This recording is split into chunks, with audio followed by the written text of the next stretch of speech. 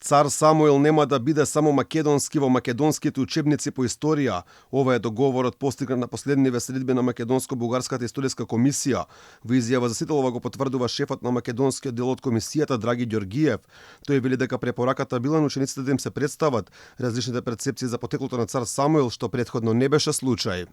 Ние препорачуваме на ученикот да му бидат представени различните перцепции од светските медијависти на тој настан на таа држава, или ако станува збор по него за одредена личност.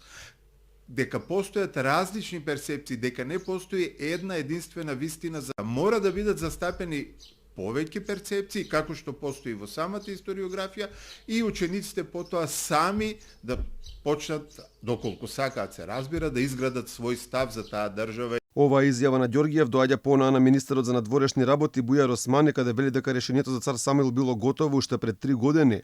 За другите прашања пак од македонска страна се молчи, што не е случај во Бугарија. Ангел Димитров, шефот на бугарскиот дел од комисијата, вели дека последниве средби го оладил ентузијазмот за решавање на проблемите. За Охридската архиепископија, како и за крајот на првото бугарско кралство, и цар Самуил има доволно документи. За Охридската архиепископија има исклучително важни документи кои објаснуваат како и зошто треба да се организира оваа црковна институција.